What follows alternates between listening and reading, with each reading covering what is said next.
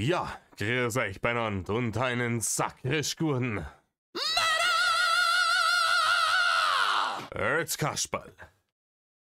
Leute, es tut mir fürchterlich leid. Die letzte Polska-Bärchen-Geschichte ist, ich habe gerade nachgeschaut, am 23.11. habe ich das hochgeladen, seitdem kam kein Video mehr. Der Grund dafür, mich hat die Pest erwischt. Also zumindest so hat es sich angefühlt. Aber mir hat es richtig zerbreselt jetzt. Die letzten 7 Tage waren vor Spaß nicht. Ich habe das natürlich in ruhiger Würde über mich ergehen lassen und Schmarrn, wen verarsche ich, Leute? Wenn's mir richtig dreckig geht, ich bin ein fürchterlicher Patient. Ganz ehrlich, ich gehe da Vollgas aller, wie uns die heilige Cornelia von Mimimi zu Fünenü das gelehrt hat. Ich bin den ganzen Tag am Jammern. Bitte ein bisschen Mitleid in die Kommentare schmeißen für meine bessere Hälfte, die sich das jetzt eine Woche lang hat antun müssen. Kann man nichts machen. Dementsprechend möchte ich mich auch entschuldigen für den Fall, wenn zwischendurch einmal ein Huster kommt oder sowas. Mir hängt es nur ein bisschen drin. Aber ich bin wenigstens jetzt wieder in der Lage, mich da hinzuhocken und ein Video aufzunehmen. Also das war zwischenzeitlich nicht zu denken. Ich bin euch noch was schuldig. Den letzten Rest vom Polska-Bärchen und ich bin euch auch noch schuldig die restlichen Geschichten mit diesem komischen Blog-Eintrag. Die versuche ich weiter mit dem Bewährungsversager zu machen. Mal schauen, ob das hinhaut. Ansonsten mache ich es alleine weiter. Müssen wir mal schauen, wie wir das am besten machen, wie wir das umsetzen können. Wisst ihr Bescheid. In diesem Sinne, Leid. Hockt euch her, Sammermehrer. Reißt euch eine Häube auf. Mir ginge einer. In Rainer. Ich angefangen habe, wollte ich eigentlich immer irgendwann mal jemanden kennenlernen, der zeichnet und auch Lust hat an Mangas oder Comics. Und hatte nämlich eine Geschichte geschrieben für einen kleinen Drachen. Quelle Surprise. Ich weiß nicht mehr genau, wo das aufgehört hat. Nee, sie hat ihm erzählt, sie zeichnet hobbymäßig schon seit Jahren und sie hat sich immer überlegt, ob sie das nicht irgendwie öffentlich macht, irgendwie mit einem Channel oder so. Aber sie hat Angst gehabt, dass sie Hate kriegt. Genau, da sind wir ausgestiegen beim letzten Mal. Und er versucht sie jetzt einzuspannen. Ne, in die Drachenknechtschaft. Wir kennen das. Die ganzen Leute da vom Rudel, da war es ja auch so. Och, du kannst das und das. Kannst mal da nicht ein bisschen was machen. Das im Übrigen ist es auch der Grund, warum trotz wirklich hinreichender Ankündigungen seinerseits schon seit 3 Jahren keine neuen Songs mehr gekommen sind. Ist der Grund ebenfalls dieser. Er hat einfach niemanden mehr, der das für ihn macht. Und er kann das nicht. Auch die Sachen, die er geschrieben hat, also die er veröffentlicht hat, die sind alle nicht seine Werke. Das ist alles nicht sein Ding. Ja, Skör und sowas. Da hat er gar nichts davon selber gemacht. Klar, er hat dann irgendwann den Text reingenuschelt und das war's. Ja, alles... den Text geschrieben, den ganzen Scheiß, das haben alles andere Leute für ihn gemacht. Der auf Festivals geht. Ja, und hier hat er sich jetzt gedacht, das wäre ein Träumchen, wäre das. Ne? Die soll ruhig tätowieren und zeichnen weiter und sowas, und dann kann sie für ihn Tattoos gratis machen und kann dann praktisch die Illustrationen machen zu seinen großartigen Geschichten, die er sich da ausdenkt. Ein kleiner Drache, ein Manga über einen kleinen Drachen. Das wäre wahrscheinlich der allererste seiner Art gewesen sein, ne? Und da Leute kennenlernt, seine Eltern sind dagegen, dass er da hingeht, weil er eben ein Drache ist. Und lauter solche Sachen. Und dann da halt lauter Storys und lauter Abenteuer erlebt und so, wie dann auf Metal-Festivals voll abgeht und alles. Ja, und auch von vornherein auch da auch. Erst denken, dann reden, Rainer. Der kleine Manga-Drache, der auf Metal-Festivals geht und da voll abgeht, aber seine Eltern sind dagegen. Ja, das Leben schreibt die spannendsten Geschichten. Das hat wahrscheinlich Rainer, was Rainer erfahren hat. Ne? Ne, als Jugendlicher ist er dann irgendwann in die Metal-Szene reingerutscht, ne, weil alle anderen wollten ihn nicht haben. Und dann wollte er auf Festivals fahren und dann haben die Eltern gesagt, na, ne, machst nicht. Im Übrigen, bis auf das, dass mich keine andere Szene haben wollte, war es so ähnlich bei mir. Ich habe auch, keine Ahnung, ich bin auch dann, ne, ich habe relativ früh angefangen, Metal zu hören, bin dann darüber halt auch so in die Szene reinkommen als Teenager. Und ja, ich habe Kumpels gehabt, die haben deutlich entspanntere Eltern gehabt. Und die sind dann mit 16 irgendwie aufs Festival gefahren. Und ähm, ich wäre da gerne mitgekommen. Und dann habe ich meine Eltern gefragt und die haben gemeint, du spinnst vielleicht ein bisschen. damit, war, damit war die Diskussion beendet. Und ich bin dann erst mit 18 auf Festivals gefahren, wo man es mir hat nicht mehr verbieten können. Ne? Beinahe langsam reden. Oder langsam denken, laut dann sprechen. Wenn du willst. Daneben.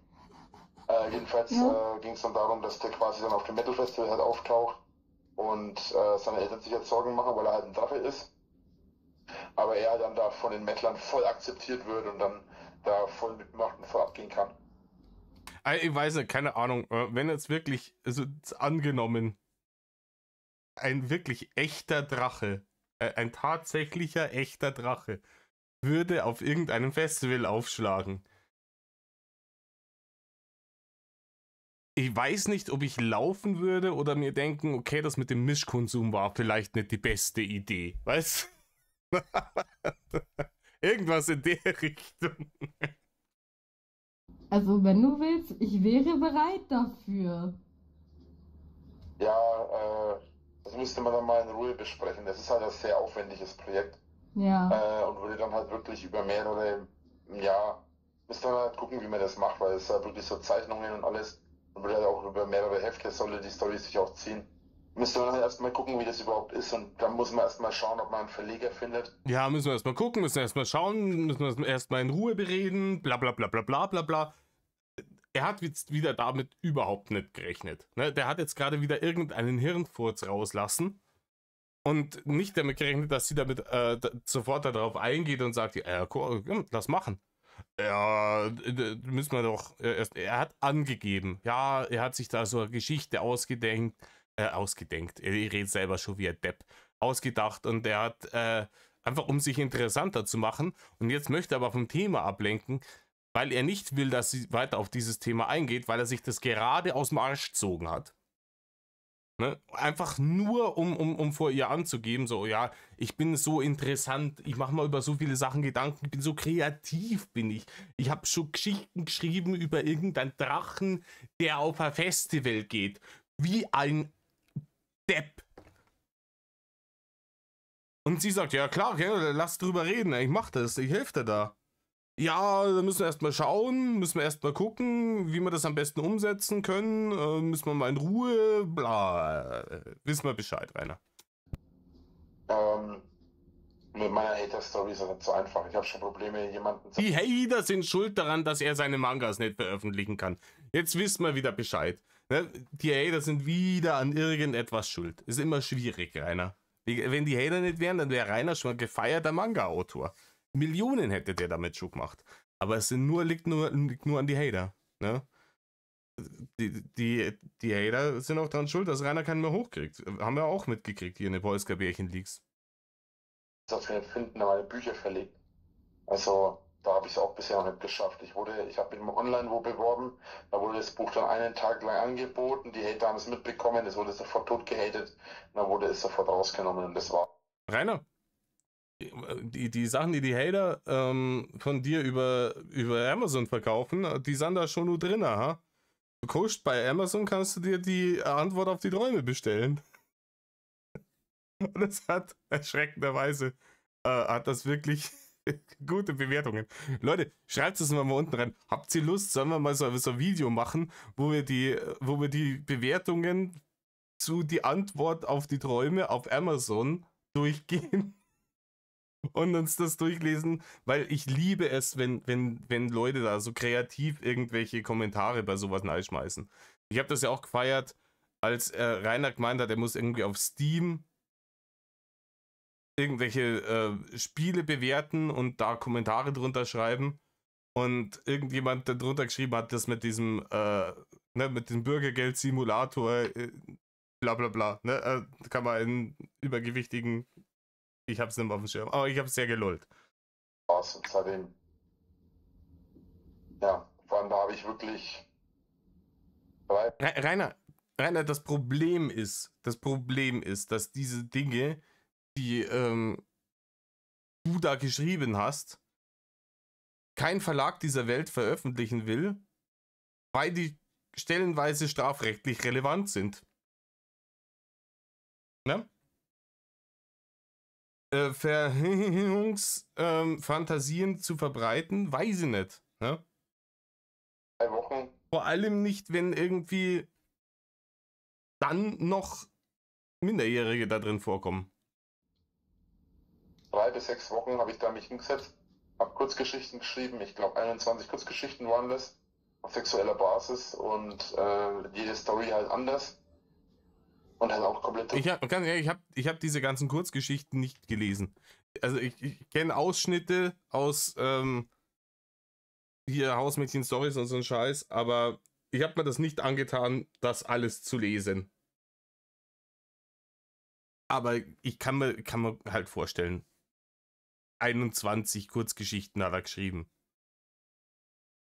Durcheinander gemischt, mal 2 Männer, mal 2 Frauen, mal Mann und Mann, mal Frau und Frau, mal alter Ja. Mann, junge Frau, alter Mann, mal junger Mann, alte Frau und so weiter. Alles durchgemischt ein bisschen. Ja. Aber wurde halt dann tot gehatet von den Hatern und dann seitdem mache ich mir da keinen Kopf mehr. Aber das kann man ja mal irgendwann in Ruhe in Angriff nehmen, wenn man mal Interesse hat. Sowas sollte man aber auch erst in Angriff nehmen, wenn man sich längere Zeit kennt und weiß, dass das halt auch alles funktioniert. Weil das ist ja dann schon, wenn man sowas anfängt, das ist ja schon Verpflichtung auch. Oh, ich hab mir jetzt so brennen, ne? Ja, hättest vielleicht irgendwann einmal was Gesundes essen können, ha? Freilich hat der Sodbrennen. Ey, wenn ich mich einen Tag lang so ernähre wie er, wenn ich so einen Cheat Day habe und mir denke, wow, heute gebe ich es mal richtig dreckig, ne? Dann habe ich auch 2 Tage lang Sodbrennen. Das ist vollkommen normal. Der Mann ernährt sich seit 20 Jahren so. Da braucht man nicht mal drüber reden. Was raus muss raus, ne? Ich verurteile dich nicht, deswegen. Das Sodbrennen, nicht rülpsen. Ach so, ich muss nicht aufstoßen, sondern ich habe Sodbrennen. Mir brennt der ganze Hals, brennt mir von unten bis rauf. Ah, das ist die nächste Baustelle, Rainer, gell? Habe ich ja eigentlich schon gesagt, dass du echt eine schöne Oberweite hast? Weil jetzt geht's los, Leute! Bitte schnallen Sie sich an, strecken Sie Arme nicht aus der Bahn. Jetzt geht's hier los, die wilde Fahrt. Habe ich dir schon mal gesagt, dass wir eine schöne Oberweite haben? Nein? Und das war auch bisher besser so. Nein, aber danke. Ja. Fällt mir immer wieder schön auf. Ich kann dafür nichts, wenn ich so Tops trage oder so. Das passiert, dann zeigt sich gerne mal was. Nein, du kannst nichts dafür, wenn du Tops trägst. Das ist richtig. Ja, was soll ich denn sonst machen? Burka tragen zu Hause? Keine Ahnung, ein T-Shirt? Ja, die T-Shirts sind... Ja, das ist es geil. Rainer, der ist so, hier spielt die Anstandspolizei, oder? Ja, hier.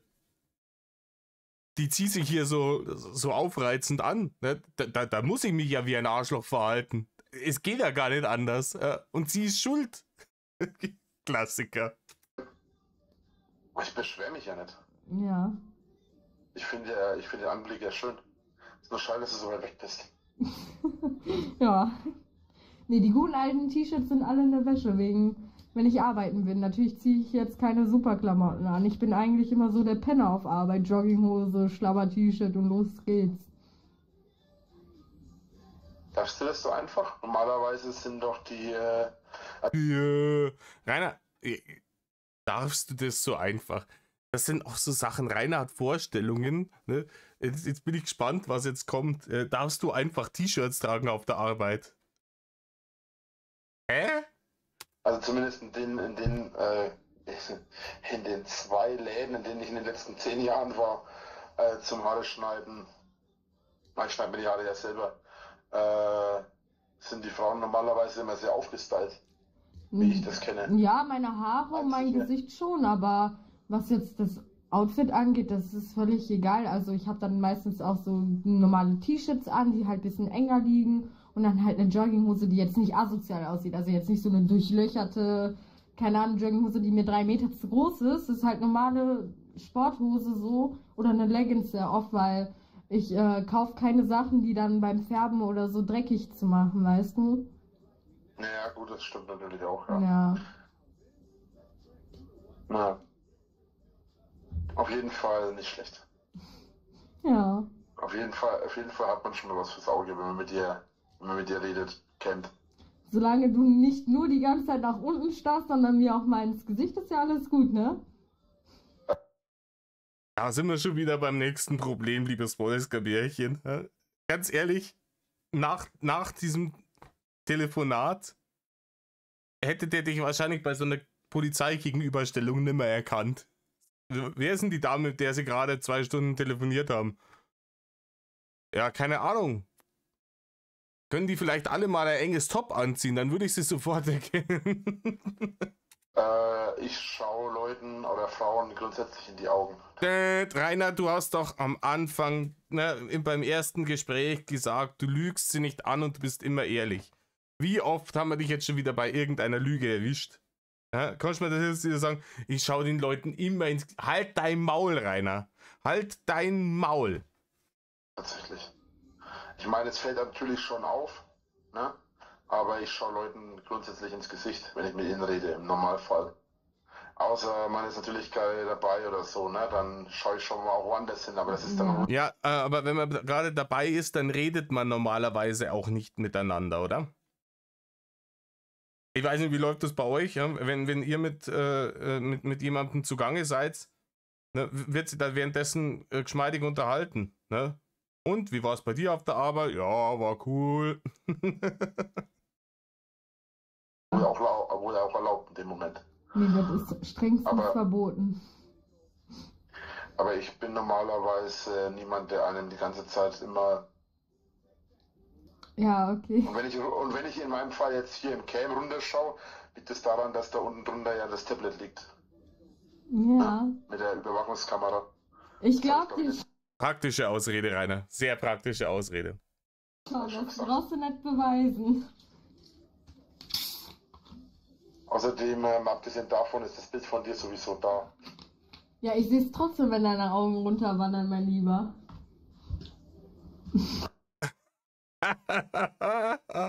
Jetzt ist er ganz kurz, hat er jetzt hier die Fassung verloren. Oh scheiße, ich habe gemerkt, dass ich ihn Bullshit erzählt habe und hier die ganze Zeit bloß auf die Glocken starre. Ach, Reini. Das glaube ich nicht. Doch. Also, oh scheiße, das ist eine unangenehme Situation. Reiner Standards, unangenehme Situationslösungsmethode, Gewalt geht nicht. Scheiße. Lügen, auf geht's. Glaube ich nicht. Oh fuck.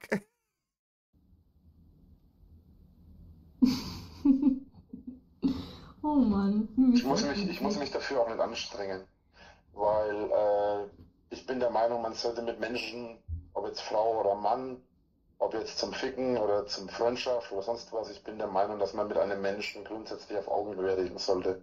Ja, bei uns schwierig, ne, wenn wir voreinander stehen würden. Notfalls hebe ich dich halt einfach auf meine Schulter. Ja. 1,20 oder wie groß ich angeblich bin, was du da meintest, ey. 1,20, ja, ist klar.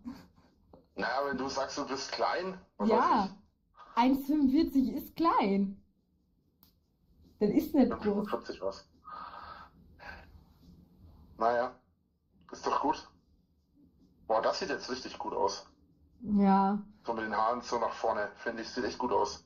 Ja, nee, also meine Haare werden auch, ich habe ja eigentlich Naturlocken und das regt mich hier auf. Das sieht scheiße aus. Also jetzt sind die ja gar nicht gemacht oder so.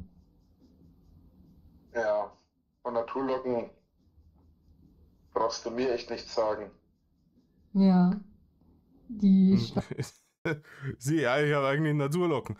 Du sagst, du hast Naturlocken, aber ich habe viel lockigere Locken als du. stabile Friese mit der Pornolocke vorne im Gesicht. Wo ist sie da?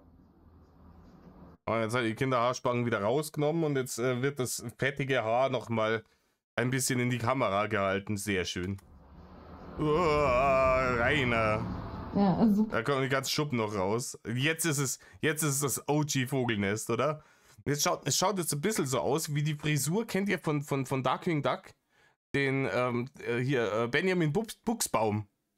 So schaut die Benjamin Buchsbaum in Fett. Das ist jetzt er, oder? Ich suche ihn euch einmal kurz raus. Eine Sekunde. Hier auf der rechten Seite. Schaut's euch an. Und jetzt zum Vergleich dazu nochmal Reini. Hier. Bitte sehr. Oh Mann, oh Mann. Okay. Schauen wir mal. Oh Mann. Im Moment sieht es halt ein bisschen so aus, weil ich halt den Iro rausgeschnitten habe.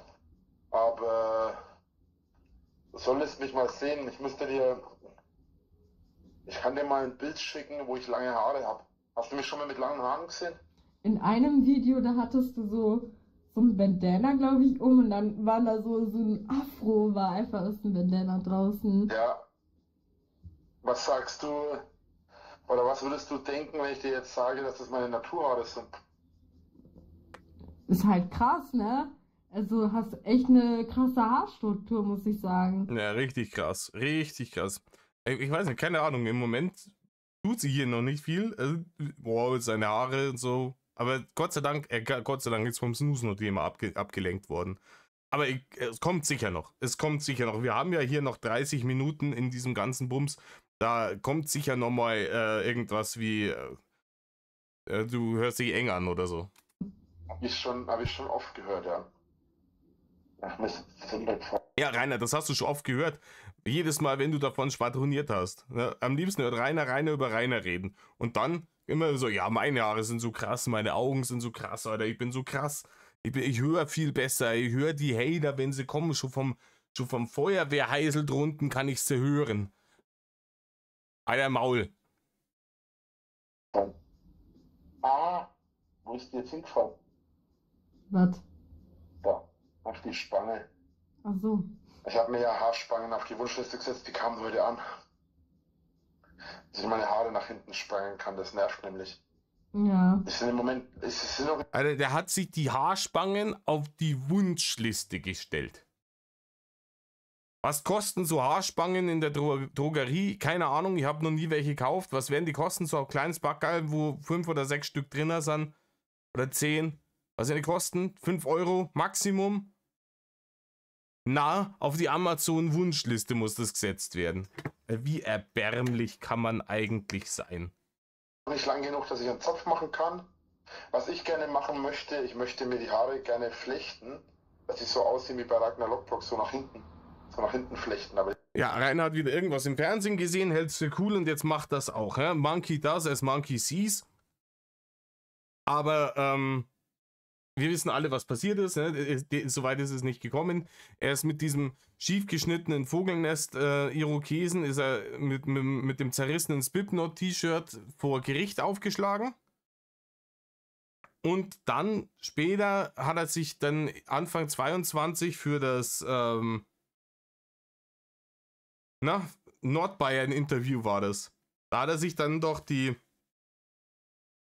Ich bin der anständige Rainer-Frisur machen lassen. Das war zur Mona-Zeit. Ne? Vielleicht hatten die auch an den Hammelbeinen einfach mal zum Friseur geschleppt, weil sie gesagt hat, sie kann sich das Elend nicht mehr anschauen. Kann auch sein. Ja? Und dann ist er doch da dort gestanden mit seinem Pullover und debil grinsen mit dem Pornobalken und das auch wild. Wild. wir sind im Moment noch zu klein dafür. Nein. Noch zu kurz dafür. Nein, das kriegt man hin mit der richtigen Technik. Kannst du mir die richtige Technik mal zeigen? Ich habe teilweise Kunden, die haben noch kürzere, also ein bisschen kürzere Haare als du und die wollen auch hier geflochten haben und alles. Also das geht. Okay. Ja. Naja.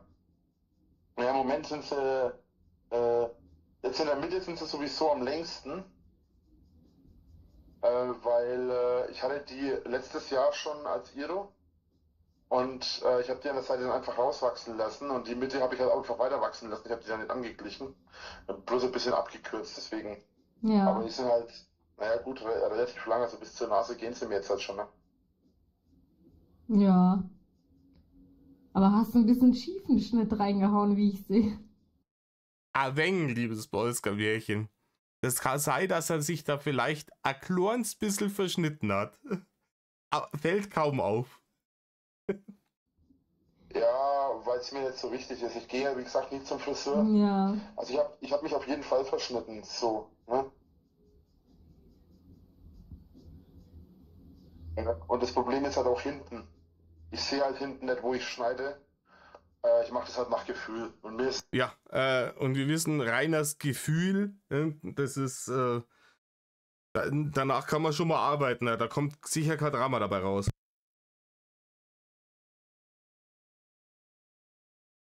Entschuldigung, Hustanfall. es auch nicht so wichtig, ob es jetzt hundertprozentig links oder rechts ist. Und ich gehe jetzt auch mal davon aus, wenn ich es jetzt geflochten habe, sieht es vielleicht anders aus. Oder wenn ich es nach hinten gegelt habe oder so. Ja, Rainer, wenn sie geflochten sind, die Haare schauen sie anders aus als jetzt, aber gerader wird der Schnitt deswegen auch nicht. Aber wenn ich die jetzt zum Beispiel offen trage oder so, fällt es, glaube ich, außer vielleicht jemanden wie dir, der das gelernt hat und halt das auch tagtäglich macht, fällt es wahrscheinlich niemandem auf, dass es verschnitten ist. Ja. Genauso wie wenn ich die Haare wachsen lasse. Wenn ich die wieder auf einer bestimmten Länge an den Seiten habe und die rauswachsen lasse, dann fällt keinem auf, dass die in der Mitte länger sind als an der Seite, weil die einfach so. Doch, Rainer, auch da ist es den Leuten aufgefallen. Das hast du dir so eingeredet, weil du dir gedacht hast, ja scheiße, ey, ich kann mir keine 20 Euro beim Friseur leisten, damit mir das jemand wirklich gerade da abschneidet an den Seiten. So lockig sind und so fett sind, Ja. dass es einfach keinem auffällt. Nee, von vorne sieht man das ja auch nicht so krass, aber wenn du dich so zur Seite, da sieht man Ja. halt schon extrem. Aber auch wenn du Mittelscheitel jetzt trägst, dann sieht man das auch nicht so. Ja. Ja, an sich ist es mir wie gesagt auch egal. Ja. Mir geht's halt darum, den Iro zu schneiden passt. Und ich habe dann an den Seiten noch ein bisschen rausgekürzt vor kurzem, weil der war ja ursprünglich ja so. Der war mir ja noch nicht zu breit. Wollte ihn ein bisschen enger haben, jetzt habe ich ihn noch ein bisschen rausgeschnitten. Aber man muss auch dazu sagen, dass mein Rasierer, den ich da habe, der funktioniert auch nicht mehr so richtig. Den muss ich mal einen neuen auf die Amazon-Battle-Liste setzen, oder? überlegen, wie ich den mache. Vielleicht muss ich auch mal das Messer ein bisschen ölen, weil es. Ja, man sollte bei so einem Rasierapparat die Messer ölen. Rainer, deswegen wird, wenn du dir das Ding kaufst, immer so ein kleines Fläschchen mit Öl mitgeliefert. Das hält da Leben lang. Ne? Das muss da immer bloß Treppfallweiß drauf. Sich nicht richtig bewegt. Kann auch sein, dass es eingerostet ist, dann bringt er eigentlich gar nichts mehr. Also wenn er bei der Klinge eingerostet Gerostet ist es nicht. Also gerostet ist es nicht. Ich habe es ja schon aufgemacht und mir angeschaut. Mhm. Gerostet ist da gar nichts, das ist Edelstahl. Ah, okay. Aber, oder zumindest geht davon aus, dass es Edelstahl ist, weil da ist halt Karosserflecken gar nichts. Aber Okay. wenn ich vorne die Kappe abmache, dass man bloß den Ding hat, der sich dreht, Ja, der Trimmer. der bewegt sich wie die Seuche, wenn ich einschalte. Der Ding halt, der sich dreht, der Motor, Rainer. Hä? Der Motor in dem Ding. Der Ding halt, der sich dreht. Schwierig, Leute, schwierig. Aber wenn ich das Messer drauf mache, bewegt er sich nicht richtig. Wenn ich dann hergehe, das Messer rausmache, Messer sauber mache, wieder drauf mache, dann geht's eigentlich. Aber ich glaube, ich muss, weil du weißt ja, wie die aufgebaut sind. Du hast ja die Fläche, Ja. dann hast du ja die Fläche, die dann oben drauf sich hin und her bewegt. Und wenn man die ein bisschen anknickt, kann man ja so nach hinten knicken, dann kann man da ein Stück Öl reintun, dass die besser flutscht und alles. Und das muss man ja normalerweise regelmäßig machen. Nur da habe ich halt nichts mehr da aktuell. Muss ich mal gucken. Ja, Rainer, normalerweise, wenn man damit deine Haare schneidet, sollten die allein von dem schon geölt genug werden. Wenn man die fettigen Zotteln ausschaut, die da oben gerade aus dem Bims rauswachsen. Ja, das ist halt blöd. Was grinst denn so frech? An was hast du denn gedacht? Hä? Du hast frech gegrinst gerade. Nein? Dachte ich zumindest. Na, Rainer, das hast du dir eingebildet, weil du jetzt gerne wieder auf das Snooze-No-Thema umwechseln würdest. Weil das Polska-Bärchen es geschafft hat, ganz schnell dich wieder abzulenken von dem du hast eine schöne Oberweite Thema.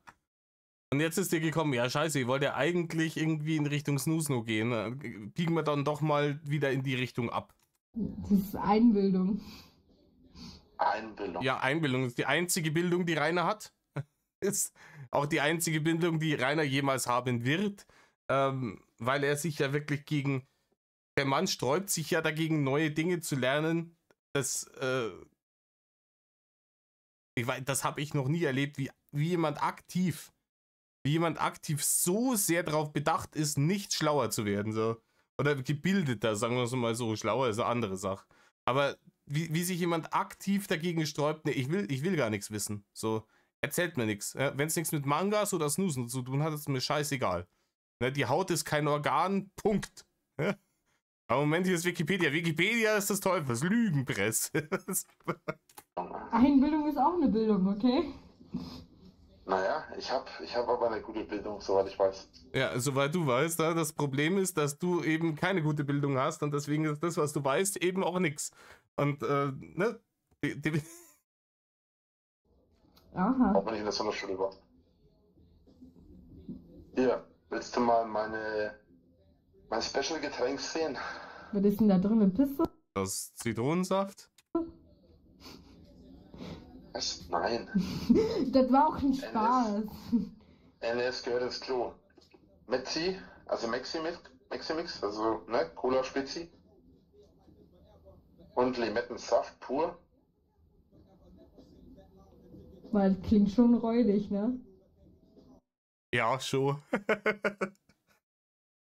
Klingt schon sehr räudig. Einfach Schwippschwapp nehmen und Limettensaft reinmeddeln.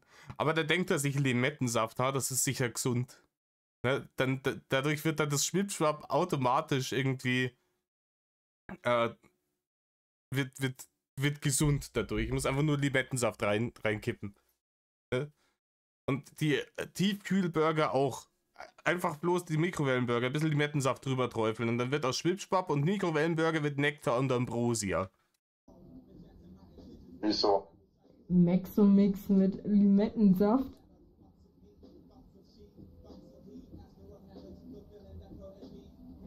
Und? Ja, ich bin allgemein nicht so für gesüßt. Boah, krass, Alter. Du kannst Limettensaft trinken aus der Flasche wie ein Badass.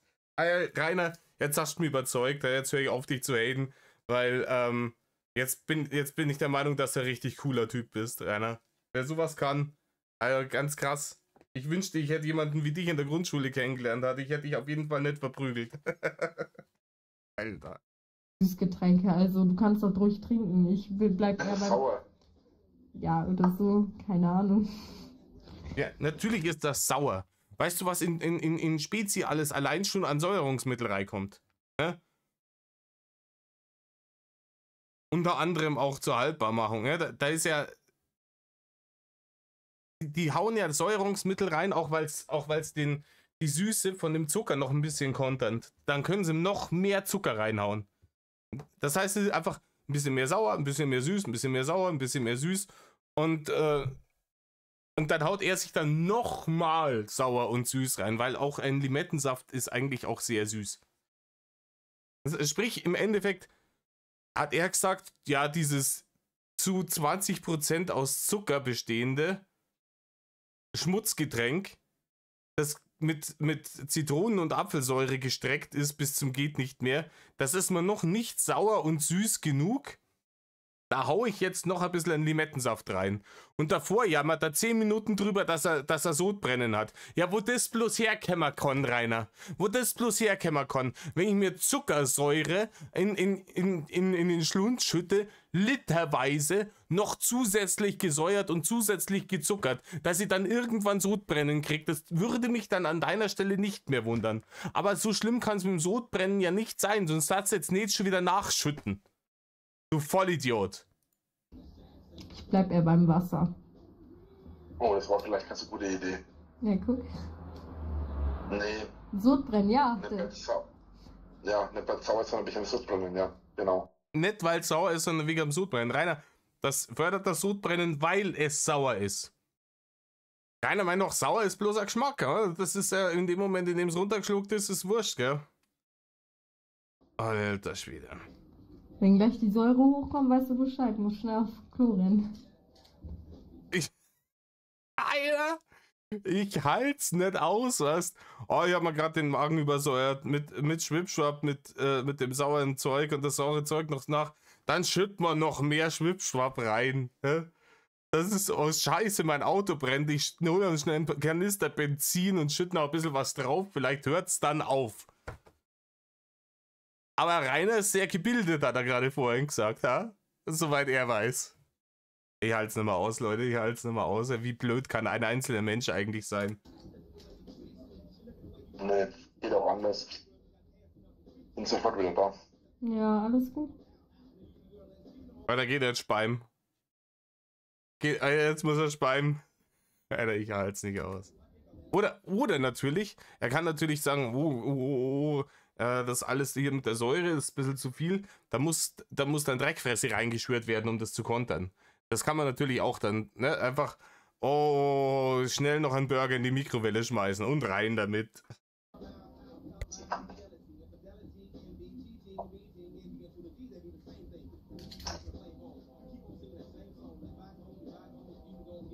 Ich bin jetzt gespannt, was jetzt kommt. Ich lasse euch das einmal, warte mal. Riecht sie da? Ah ja, kommt gleich wieder. Er kommt gleich wieder. In 30 Sekunden ist er wieder da. Alter, ich bin wirklich gespannt, was jetzt passiert. Was jetzt.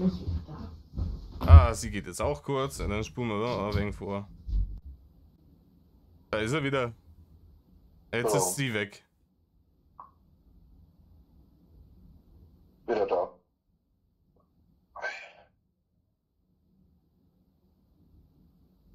Milch. Das ist schlauer, als ich ihm gegeben hätte, auf jeden Fall.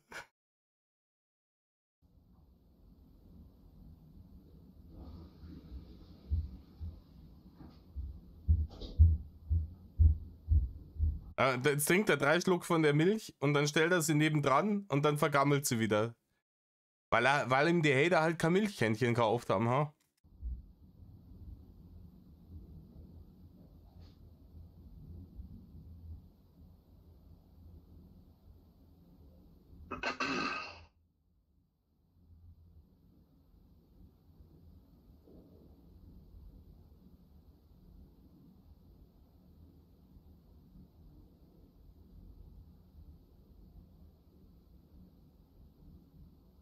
Ja.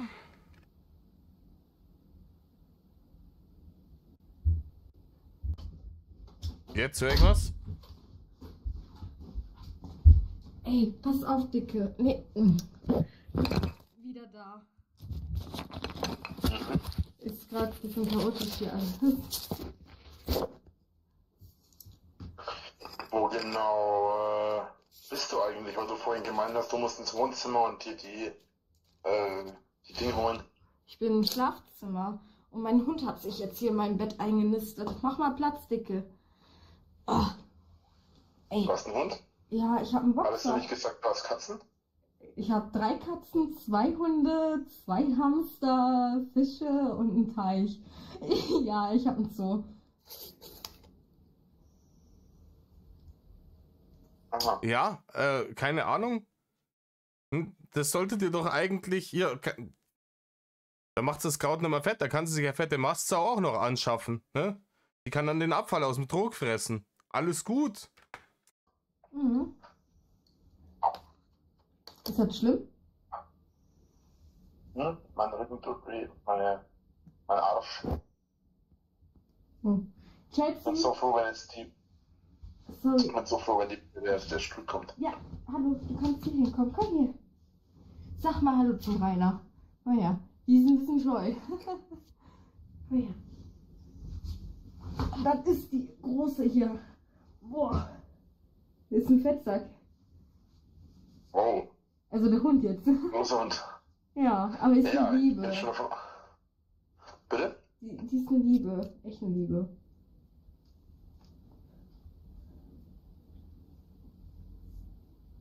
Der andere chillt im Wohnzimmer. Auf seinem Plätzchen. Hat noch so einen kleinen Kleffer. Okay. Ja. Was magst du eigentlich mit die Hunde, wenn du mich besuchen willst? Mitnehmen, Rainer. So. Meine Nachbarin Oder auch passt die auf. Katzen?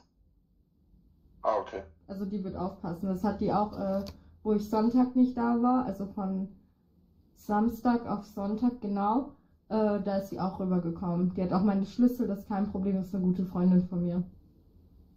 Ah, okay. Ja. Schlimmsten Fall nehme ich die Große einfach mit, dann erschreckt die Hater. Nee, das halte ich für keine gute Idee. Das war ein Spaß. Nee, es geht auch nicht unbedingt um das Verschrecken, sondern es geht eher darum, bei mir schmeißen die Hater permanent Glasscherben und Glasflaschen in mein Haus, auf mein Grundstück. Sind überall Glasscherben und ich krieg die immer alle weg.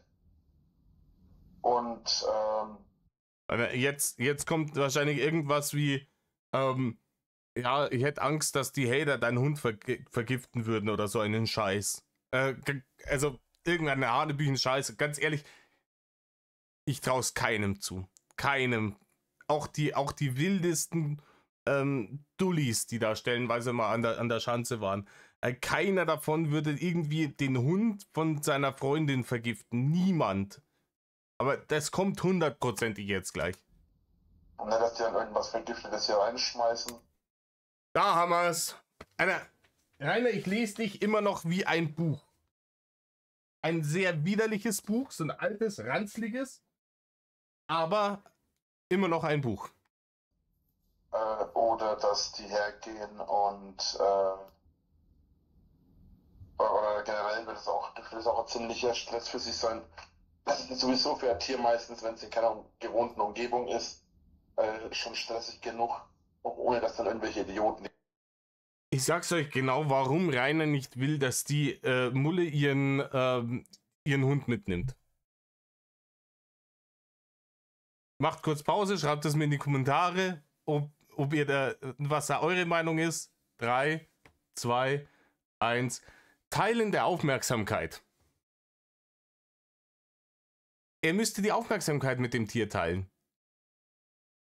Und hier, keine Ahnung, 10 Gebote in der Winkler-Bibel sagen, du sollst keine anderen Götter neben ihm haben.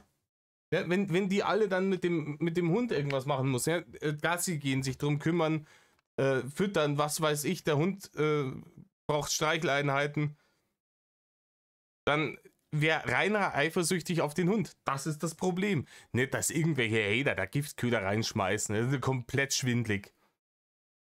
Die ganze Nacht rumschreien. Ja. Ne, war ja auch eigentlich ein Spaß, ne? Bleib zu Hause. Ja. Voll die Süße. Jetzt schläft die auf meinen Schoß. Der Hund wiegt über 60 Kilo und ich glaube, im Stehen ist sie größer als ich. Okay. Ja. Ist ein großer Hund auf jeden Fall. Aber ich habe mir schon immer einen großen Hund gewünscht. Den habe ich damals zu meinem 23. Geburtstag, ja, die ist jetzt 4 Jahre alt, 23. Geburtstag bekommen von meiner Mama. Hm. Ja. Und du hast keine Tiere? Ich habe alle. Läuse, Bandwurm wahrscheinlich nicht. Ich weiß nicht, zählt Fußpilz als Tier? Alles Mögliche an Viechzeug gehabt. Aber das ist alles ziemlich mit Aufwand und Arbeit verbunden. Ja. Und Aufwand und Arbeit, das ist schon der Rainer, wie der Teufel das Weihwasser. Ja, richtig, Rainer. Haustiere sind Arbeit. Und wenn ich von der Arbeit heimkomme, also von der Lohnarbeit, der ich nachgehe, dann muss ich erstmal die Katzen füttern, die Katzenklos sauber machen, im Normalfall meistens Staubsaugen, weil die tragen einem das ganze Streu durch die Butze. Das nimmt auch nochmal eine halbe Stunde alles in Anspruch, bis ich fertig bin und tatsächlich dann Feierabend habe. Ne? Dann haben wir eine sehr, sehr, sehr flauschige Katze, so eine langhaarige, die muss regelmäßig gebürstet werden oder gestriegelt. Aber ist scheißegal, wie viel du die bürstelst, die kriegt trotzdem dann so kleine Filznestal irgendwie im Fell, die, wenn man nicht mehr rausstriegeln kann, dann muss das rausschneiden. Das alles mit Arbeit verbunden, richtig, Rainer. Aber man macht das gerne, weil man ja die Tiere gerne mag. Weil man, ne, aber das ist also eine Sache reiner Empathie für Viecher. Im Leben nicht. Im Leben nicht. Rainer, wenn die geringste Empathie für irgendjemanden aufbringen könnte. Und ganz ehrlich, ich verstehe jeden Menschen, der sagt, es fällt mir leichter, Empathie Tieren gegenüber zu empfinden als Menschen gegenüber, weil, ne, ich bin ja nicht der größte Fan von der Menschheit, so im Allgemeinen, sagen wir es mal so. Aber nicht einmal das schafft Rainer. Ne?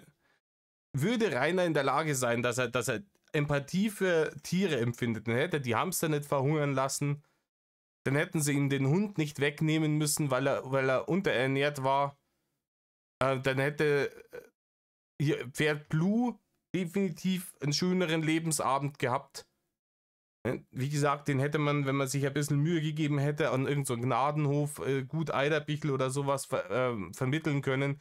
Das wäre, glaube ich, gar kein Problem nicht gewesen. Der hätte noch ein paar schöne Jahre gehabt. Die Karren hier bei diesen Höfen, gerade im Sommer, wenn schönes Wetter ist,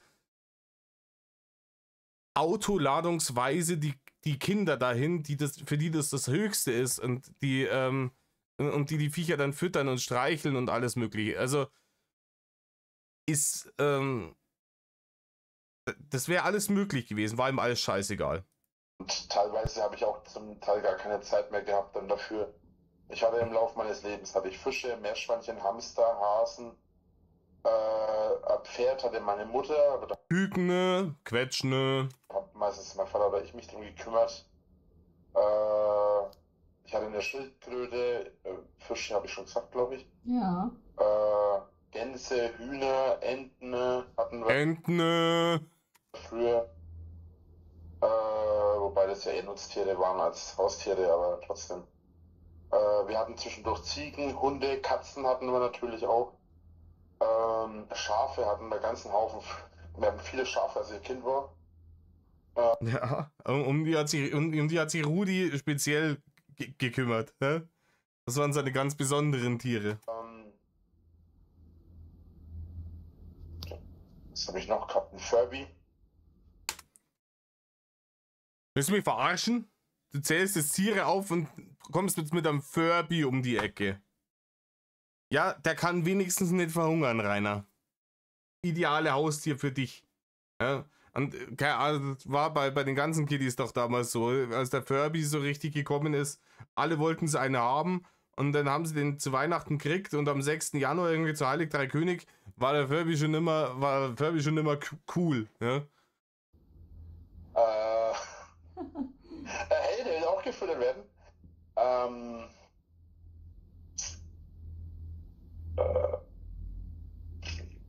Das ist echt eine gute Frage, aber ich weiß gar nicht, was ich alles noch hatte. Ein Haufen Viehzeug auf jeden Fall. Okay.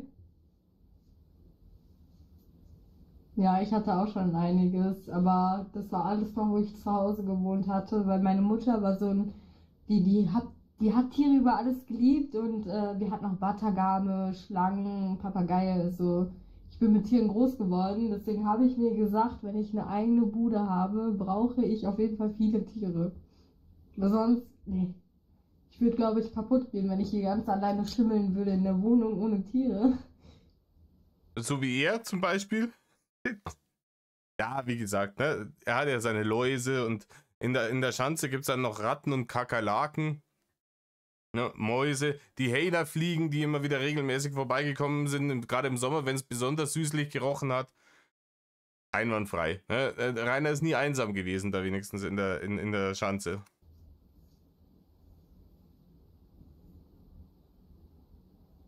Hat er jetzt einen Schlaganfall oder was ist jetzt passiert?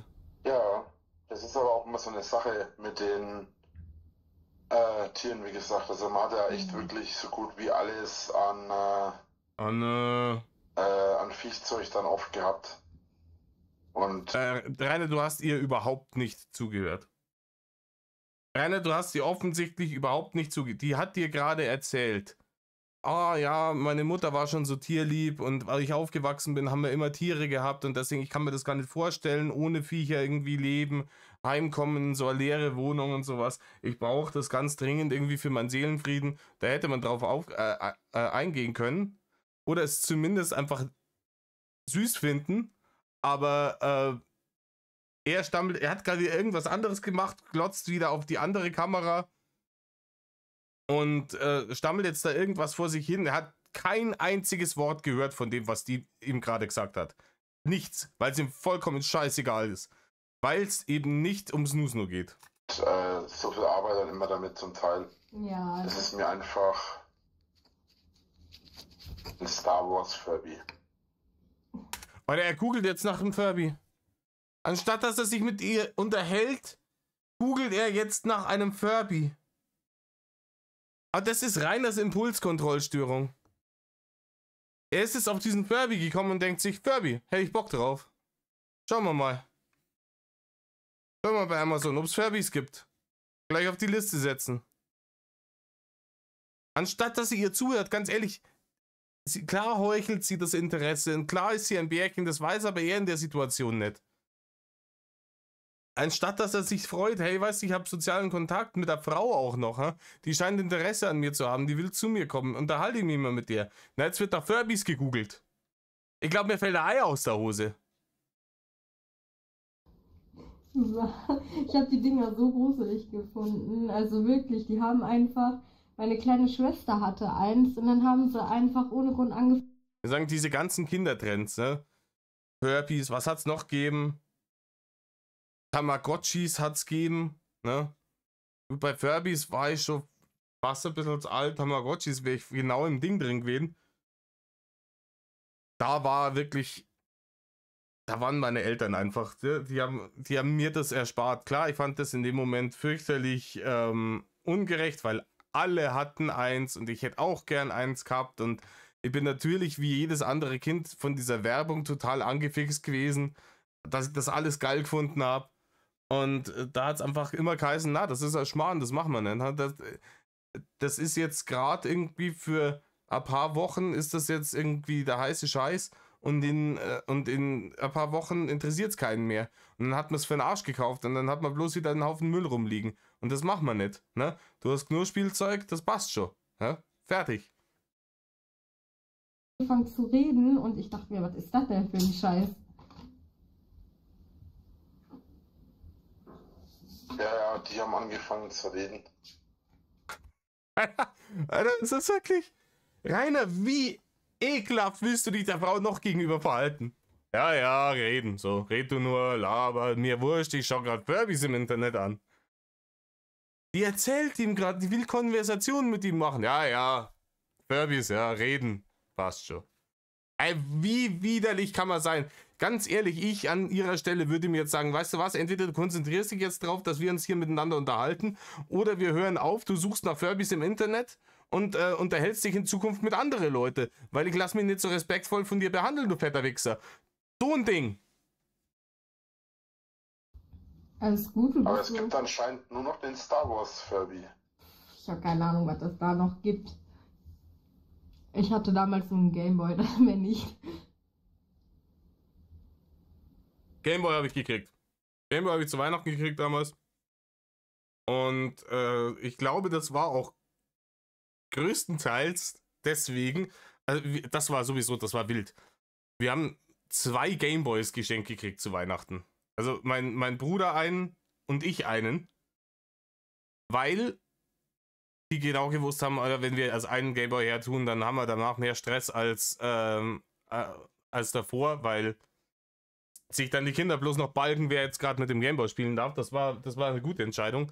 Und ich glaube, dass überhaupt der Gameboy ins Haus gekommen ist, war auch so, dass meine Mutter Bock hatte, Tetris zu spielen. Die hat das gesehen bei Freundinnen von ihr, ne, die wo die Kinder einen Gameboy gehabt haben und die dann wohl auch selber mal ab und zu Tetris gespielt haben.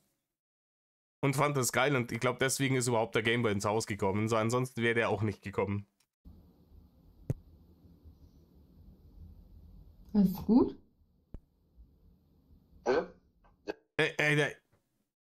Vollkommen zoned out. Ja, Entschuldigung, ich habe hier gerade was Wichtigeres zu tun. Ich muss im Internet nach Star Wars Furbys schauen. Ja, ich muss gerade nebenbei noch, weil ich jetzt überlegt habe, mir mal wieder ein Furby zuzulegen. Nee. Mit 2021. Da ist er da ist er fast 32 Jahre alt, oder? 30 ist 2019 gewesen, ne? Da ist er fast 32 Jahre, also einen Monat vor seinem 32. Geburtstag. Überlegt sich er, ob er sich ein Furby zulegt. Ey, ich glaube, dem hat doch irgendjemand massiv ins Hirn geschissen. Ich hole mir jetzt ein Furby. Du holst dir da jetzt nicht ehrlich so ein Ding, oder? Gibt es nicht auf Amazon jedenfalls nicht.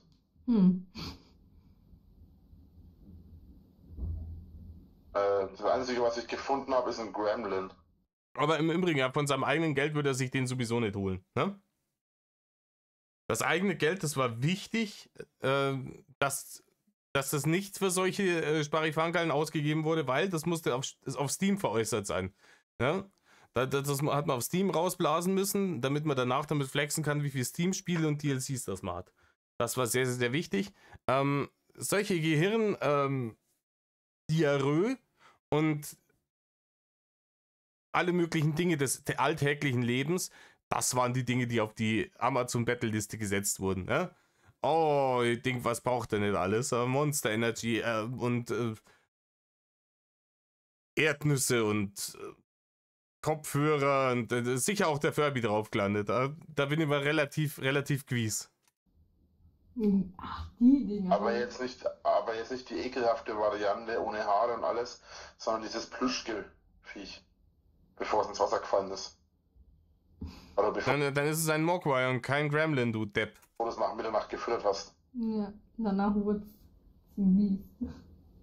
Naja, sobald du die Fütterst oder die in Wasser behoben kommen, dann wenn werden du die sie nach zu Mitternacht Monster. fütterst, wenn du sie nach Mitternacht fütterst, werden sie zum Monster, und wenn du sie ins Wasser haust, werden sie vervielfältigen sie sich.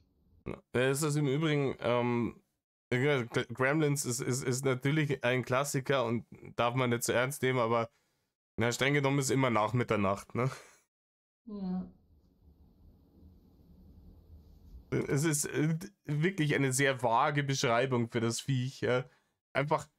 Vielleicht einfach so einen Zettel beilegen mit einer Zeit, ne? Zwischen 0 und 6 Uhr oder sowas darfst du das nicht füttern.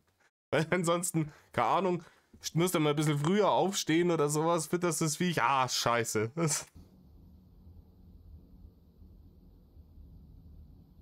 Jetzt habe ich ein paar Furbys gefunden. Die werden halt echt Furby geschrieben. Oh, Rainer, der Englischlord schlägt wieder zu. Ja, weil Fur Fell bedeutet, Pelz. Und die sind halt pelzig. Ne? Die sind pelzig, so ähnlich wie die Ecke im Bad in der Schanze damals. Die war auch pelzig. Ja? Der hat wahrscheinlich auch irgendwann Augen gekriegt und wollte gefüttert werden. Er hat wahrscheinlich vorher irgendwie noch was reinschmeißen müssen, wenn er aufs Klo gehen wollte. Und musste fertig sein, bis das, was da in der Ecke gewachsen ist, mit Fressen fertig war. Schau ich später mal in Ruhe. Ich habe genau im Kopf, was ich für einen will. Ich möchte so einen grünen, hatte ich mal früher. Du willst dir jetzt echt einen holen? Ich würde einen auf meine Wunschliste setzen. Ob ich einen bekomme, ist die Frage. Ich glaube, niemand hat ihm den Furby gekauft, oder? Bitte sagt mir, dass ihm niemand den Furby gekauft hat. Ja, bestimmt auf Lachkick-Basis. Nee, da wird wieder gelogen. Er braucht das für irgendein Video oder sowas. Das war ja auch immer Sachen, die er dann draufgesetzt hat. Ja, das braucht er ganz dringend. Der hat eine ganz tolle Videoidee. Das muss jetzt her. Sachen auf der Battle-Liste. Und 90% davon hat man im Video niemals gesehen. Ja, gut möglich.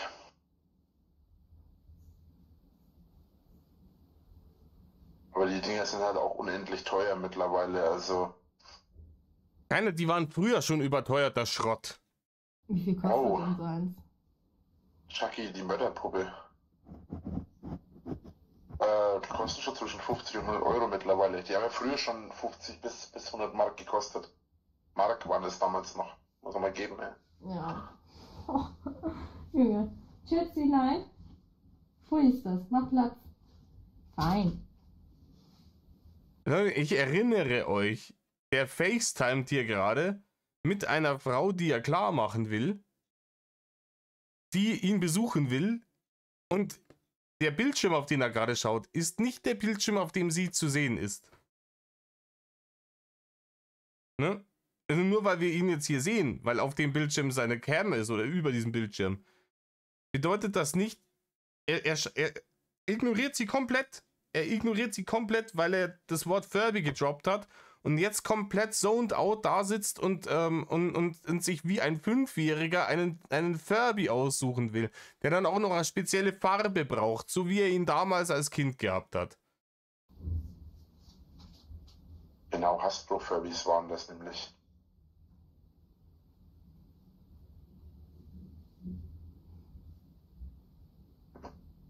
Ah, jetzt habe ich welche gefunden. Aber die sehen alle irgendwie komisch aus. Wahrscheinlich. Die haben immer komisch ausgeschaut. Die ich früher hatte, haben anders ausgesehen. Solche Monsterviecher, ey. So monstermäßig schauen die gar nicht aus. Das ist halt so eine Eule. Nee. Ein Furby ist ja im Prinzip nur eine Eule. Ich finde Nein, ein Furby ist ein Furby. Ne? die Dinger trotzdem gruselig. Ich mochte die noch nie. Was ich nicht mag, sind Puppen. So Keramikpuppen. Boah, Mit so Keramikgesichtern. meine Die sehen Oma, gruselig aus. die hatte so viele davon. Ey, das war schlimm. Ich dachte, Ja, die finde ich aber auch gruselig und fürchterlich hässlich vor allem. Also, auch wenn die nicht gruselig wären, sind sie immer noch fürchterlich hässlich. echt, ne, ich bin im Horrorfilm gelandet oder so. Ja, da musst du mal bei deiner Oma übernachten, wenn die Oma und der Opa kurz weg sind. Abends, nachts, am besten noch gegen Mitternacht. Und davor noch einen schönen Horrorfilm angeschaut haben. Dann geht die Party ab, ey. Ja, die leben leider nicht mehr, sonst hätte ich das gemacht. Hm. Also ich hätte das sicher nicht gemacht. Ach, was, Keine 10 Pferde hätten mich dazu gebracht. was Horrorfilme angeht, ich finde Horrorfilme gar nicht schlimm. Also im Gegensatz, so ich finde das lächerlich, weil in jedem Horrorfilm passiert immer das Gleiche. Eine Blondine fällt hin, weil sie zu doof ist, um wegzurennen und wird dann getötet. Nee. Das ist wohl richtig, ja. Also, klar, es gibt gute Horrorfilme, die so ein bisschen, aber dieses Klischee, ne, das ist diese Klischees, an denen sich Leute entlanghangeln, die einfach wirklich faul sind, wenn es ums Schreiben geht. Und ich weiß, immer so ein bisschen diese Spannung aufrechtzuerhalten in so einem Horrorfilm ist schwierig. Und ein Michael Myers hätte halt lächerlich ausgesehen, wenn er versucht hätte, hinter den Leuten herzusprinten, sondern das Bedrohliche war ja, dass er eben so langsam hinter denen herläuft. Jetzt ist natürlich das Problem, jeder, der einfach sagt, okay, nehme ich die Beine in die Hand, ist halt weg. Ne? Dann hast du keinen Film. Deswegen müssen die dann immer so, und dann schauen sie immer nach hinten und dann stolpern sie und fallen hin und dann haben sie den Knöchel umgerissen, dann sind sie tot. Und ja, das ist halt lame. Das ist super, super lames Writing. Das war damals irgendwie cool, so 70er Jahre, 80er noch. Aber inzwischen bin ich der Meinung, wenn ich heutzutage einen Horrorfilm sehe, will ich, dass sowas nicht vorkommt. Ne?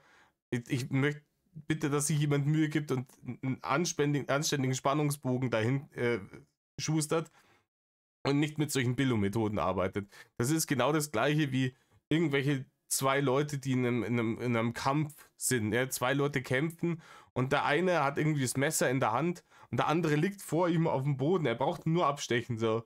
Und stattdessen nimmt er ihn und wirft ihn nochmal an den anderen, ans andere Ende vom Raum und gibt ihm dann praktisch Zeit, dass er dann da nochmal was findet, womit er sich weiter verteidigen kann, damit der Kampf künstlich in die Länge gezogen wird. Also da kriege ich Zustände einfach.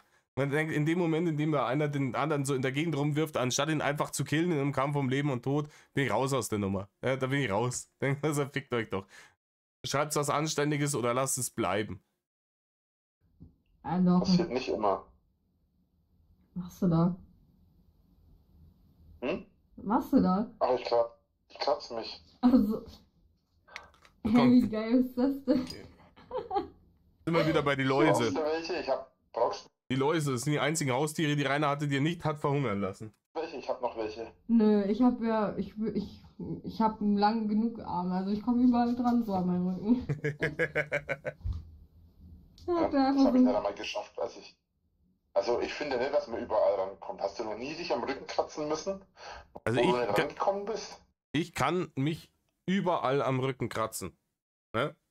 Ich komme zum Kratzen an manchen Stellen besser, an manchen Stellen weniger gut hin, aber zumindest keine Ahnung, wenn ich jetzt hier mit einem Daumennagel oder sowas mich irgendwo kratzen muss hinten, ich komme überall so geschmeidig hin.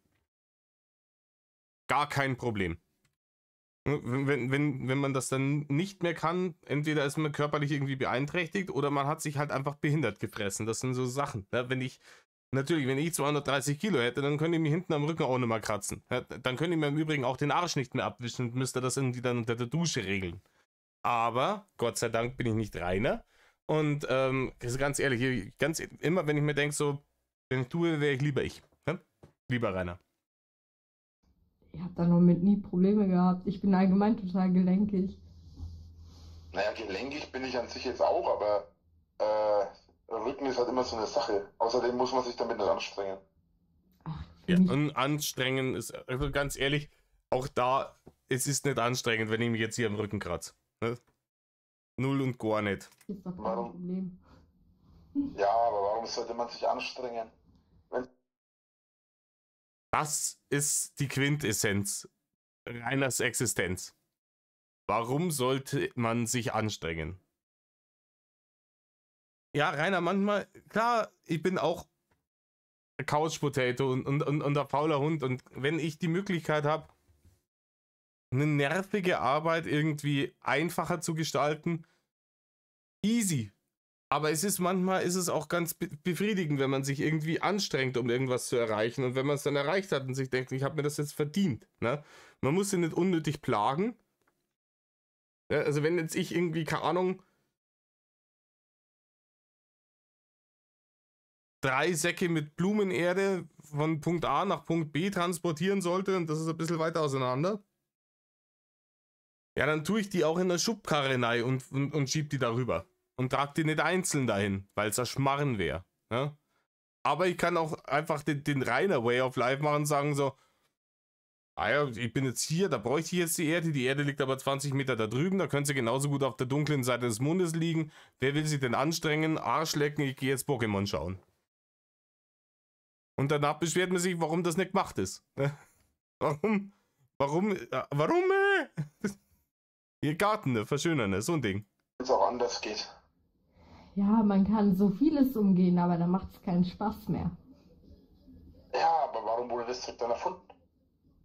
Weil es Leute gibt, die zu faul sind, um sich den Rücken zu kratzen selber. Ja, oder die sie behindert gefressen haben und da einfach nicht mehr drankommen, ja. Ne, Rainer? So faul den Rücken zu kratzen bin ich nicht. Nur, ich finde es halt blöd, wenn man an manchen Stellen manchmal nicht hinkommt. So generell komme ich auch an sich überall hin eigentlich, das ist ja das Problem. Nur manchmal hast du genau an einer Stelle, wo du halt genau da nicht hinkommst. Hast du es noch nie gehabt? Nein. Das sagt mir aber jeder, unabhängig davon, wie gelenkig er ist. Ihr habt doch noch, also allgemein habe Bullshit, Rainer, das ist Bullshit. ich jetzt so, was Rücken angeht, kaum so Beschwerden über Kratzer oder so. Naja, habe ich normalerweise auch nicht, aber irgendwann gibt es halt mal den Moment und dann ist es nervig. Ich mach's dann meistens wie so ein Bär und stupper mich meistens dann am Türrahmen oder so. Oder an Bäumen, habe ich auch schon gemacht. Warum nicht, ne? Wofür hat der Gott Bäume erschaffen, wenn du nicht dran schuppern darfst? Was für ein grundbehinderter Satz einfach. Mir fällt jetzt da gar nicht mehr dazu ein. Es ist einfach nur das geistig zurückgebliebenes dummes Gelaber einfach. Um unnötige Hausaufgaben aufzugehen. Ja, kann sein. Oh, sieht nicht aus. Na, ich mach meine Haare nur.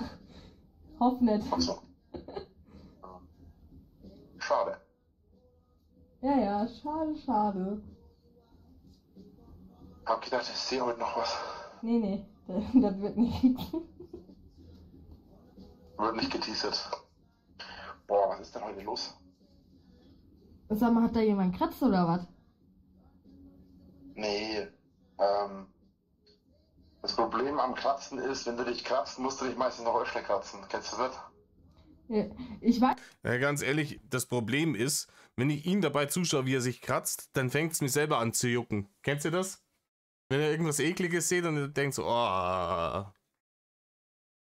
nicht wieso, aber wenn man mit dem Fingernagel solche X-Förmchen auf die Mückenstiche macht, dann kratzt das nicht mehr. Hast du das schon mal probiert? Ich schwör's dir, dann kratzt das nicht mehr.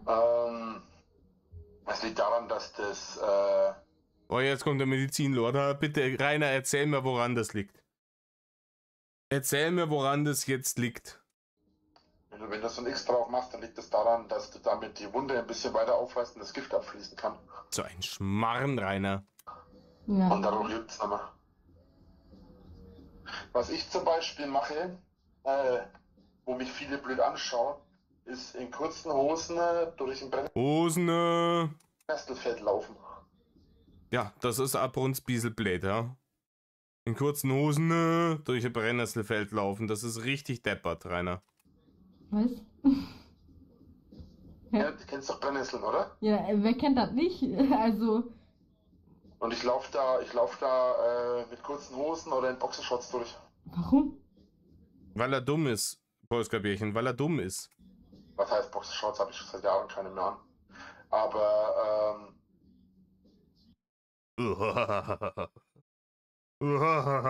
Rainer, das wollte weder ich wissen, noch sie, dass du seit Jahren keine Unterhosen mehr trägst. Klar, Unterhosen in 7xXL sind teuer.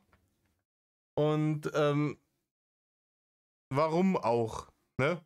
Kann sich ja dann auch einfach direkt in der Jogginghose der Größe eines Heißluftballons einfach auf die Zarencouch werfen. keine Ahnung. Es juckt mich kurz danach mal, dann scheue ich mir kurz drüber. Dann war's das. Als Kind brauchtest du mich mit einer Brennnessel bloß ein bisschen berühren. Und ich habe geheult wie ein Schlosshund. Mittlerweile, ich latsche da eiskalt durch, juckt mich gar nicht mehr. Vielleicht kratzt es mich mal ein paar Sekunden und das war's dann aber auch schon wieder. Ansonsten renne ich da eiskalt durch, juckt mich nicht. Warum trägst du keine Boxershorts? Das ist so ein harter Hund einfach, der Rainer. Der ist so hart. Also alle Frauen wollen ihn, alle Männer wollen so sein wie er, weil er so krass ist einfach. Er läuft einfach mit kurzen Hosen durchs Brennnesselfeld durch. Wir wissen ja, es ist ja auch notwendig, jeden Tag irgendwo durch ein Brennnesselfeld zu laufen. Ich kann ja praktisch von hier bei mir zu Hause bis zur nächsten Bushaltestelle nicht gehen, ohne dass ich mindestens über 5 Brennnesselfelder laufen muss. Ja, und deswegen trage ich nie kurze Hosen, ne, weil ich auch nicht so ein Mann bin wie der Rainer. Das ist das Problem an der Sache. Ja, wenn ich so krass wäre wie er, dann würde mir das gar nicht stören. Dann würde ich dann trotzdem in der kurzen Hose durch diese Brennnesselfelder laufen. Und wir wissen ja, Brennnessel bewuchern bald einfach die ganze Welt. Nicht mehr aufzuhalten. Und entweder du hast jetzt diese Fähigkeit, ja, oder halt, du hast halt dann ein Problem. Und das wird sich evolutionär, wird sich das erledigen. So in ein paar tausend Jahren gibt es nur noch die Leute, die krass sind und denen Brennnesseln nichts ausmachen. Das sind alles Nachkommen vom Rainer dann. Und alle anderen sind hier Natural Selection. Alles raus, alles tot, alles weg. Weil die alle nicht so krass sind wie er einfach. Keine Unterhosen oder was? Ich trage weder Boxershorts noch Unterhosen. Das seit 4 Jahren oder so nochmal. Okay, ja, ich frage ja nur so. Ich habe genau 2 Kleidungsstücke an. Wenn ich Hausschuhe trage, habe ich 3 Kleidungsstücke an, wenn du die Hausschuhe als ein Kleidungsstück betrachtest. Und ich habe 4 Kleidungsstücke an, wenn ich unterwegs bin und Turnschuhe trage, weil ich dann meistens noch Socken trage. Ja. Also Auch Turnschuhe trägt er inzwischen auch nicht mehr. Also und wenn, dann schlüpft er da so rein wie so ein Schlappen und drückt hinten das mit der Ferse so runter. Weil er erstens zu fett ist, um mit den Händen an die Füße zu kommen, um sich die anständig anzuziehen. Und zweitens, weil in den Füßen so viel Wasser drin sind, dass er in handelsübliche Schuhe nicht mehr reinpasst. trage ich nicht mehr als 2 oder 3 Kleidungsstücke. Achso, Sommer wie Winter. T-Shirt und Hose. Und im Winter ab und zu mal noch ein Pulli. Aber auch erst selten eigentlich. Meistens habe ich in kurzen Hosen und T-Shirt rum. Sag mal, wie Winter. Mir wurscht, ob es da hagelt, stürmt oder schneit. Ja, auch das so krass. Also wenn jetzt durch den Klimawandel vielleicht doch nochmal Eiszeit eingeleitet wird, keine Ahnung, ne, der Golfstrom bricht ab oder was weiß ich. Und wir haben dann eine Eiszeit. Auch dann, wir sind alle tot, außer Rainer. Rainer überlebt, ne, weil er so krass ist einfach. Weil er so krass ist. Der läuft dann nur noch in kurzen Hosen und T-Shirt in der Gegend umeinander durch die Brennnesseln, die unterm Schnee sind, keine Ahnung, und lacht uns alle aus. Ne? Mit seinen Dorftulli-Abwehrkräfte. Okay, krass. Ja, da bin ich komplett anders. Also im Winter bin ich vollgepackt, wie so ein Eskimo. Im Sommer. Frieren tut's mich auch. Es hält mich nur nicht auf. Boah, ey, Ja, bin ich wieder anders. ich glaube, ich habe jetzt schon den Titel hier für das Video. Ja? Er ist einfach zu krass. Ist zu krass. Frieren tut's mich auch extrem schnell. Nur es hält mich nicht auf, wenn ich ein Ziel habe. Also, Ja, Rainer, wenn du ein Ziel hast, du hast zu dem Zeitpunkt seit Jahren wieder Einsiedler da in dieser Schanze gehaust. Das Maximale ist immer nach Nürnberg meddeln, um die Prepaid-Karte für den Stromzähler wieder aufzuladen. Oder zum Zwingel, um sich Dreckfresse zu holen. Zu dem Zeitpunkt war der Rudi A4 schon hinüber. Da war dann überhaupt nichts mehr angesagt. Da hat er sich die Scheiße dann bringen lassen. Und ich weiß gar nicht, ich glaube Marion hat ihn dann mal immer nach Nürnberg gefahren, damit er den Stromzähler hat aufladen können. Aber ansonsten hat er das Haus nicht verlassen. Außer um kurz mal rauszuwongeln, irgendwie Kuchenkinder zu vermoppen mit irgendwelchen Gegenständen, die er gerade gefunden hat. Und sich anzeigen zu lassen dafür. reinziehen. Aber mir ist Wärme lieber. Von mir aus kann es das ganze Jahr über 30, 40 Grad haben. Ja.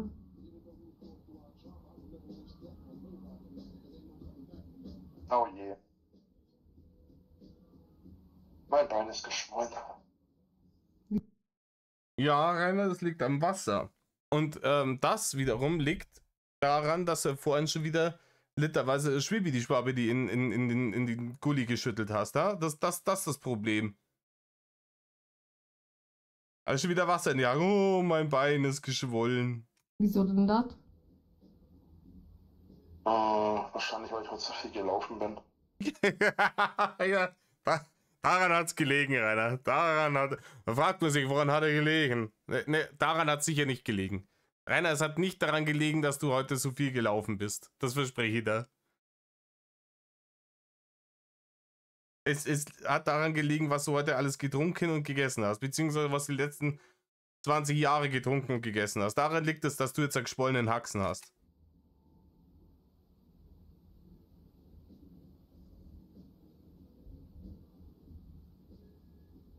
Ich habe einfach zur Zeit auch Wasser. Ich weiß nicht, seit ich 30 bin, habe ich irgendwie ein Wehwehchen nach dem anderen. Da gibt der Körper langsam auf. Ja, der Körper nicht. Ja. Klar, ab 30 merkt man es, da kommen dann schon auch so Wehwehchen, sehe ich auch. Ja. Aber ich bin jetzt schon deutlich über dieser Zahl und ich habe noch nie Wasser in die Füße gehabt. Noch nie. Und jetzt auch wirklich nicht den gesündesten Lebenswandel gehabt, gerade so die letzten 8 oder 9 Jahre. Also jetzt nichts Angreifendes oder so, aber willst du nicht vielleicht mal Sport machen oder so? Vielleicht. Das Sport. Das kann er nicht machen. Und jetzt ratet, warum er das nicht machen kann. Kann es sein, wegen die Haters? Er kann er nicht machen, wegen die Haters. Einfach geht nicht. Ändert am Wasser nichts. Tatsächlich. Also Doch, Rainer. Ja klar, du musst dich auch gesund dazu ernähren, aber Ernährung umstellen, Sport machen, 130 Kilo abnehmen und ich verspreche dir, du wirst kein Wasser mehr in die Füße haben.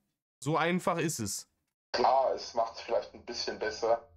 Aber so an sich, ich habe jetzt keine so aufgequollenen Beine oder so, dass die extrem schlimm sind. Rainer, du hast doch gesagt, du willst sie nicht anlügen. Weil ja, Rainer, wir wissen doch alle, wie deine Beine damals schon ausgeschaut haben. Wir kennen Leute, die uns berichtet haben, dass du damals lange äh, vor diesem Telefonat schon Freunde von dir, Freunde in Anführungsstrichen, von denen du geglaubt hast, Leute halt auch von deinem Discord, von denen du geglaubt hast, dass sie irgendwie medizinische Berufe haben, schon Bilder von deinen Beinen geschickt hast. Mit der Frage, was das ist und ob das schlimm ist und was du machen musst.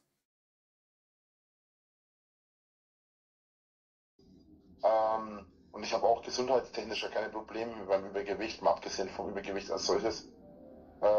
Und dem Wasser in den Beinen. Und die Rückenschmerzen, über die du dich beschwerst seit mehreren Stunden Telefonat jetzt hier an dieser Stelle schon. Und dass du dich nicht mehr am Rücken kratzen kannst.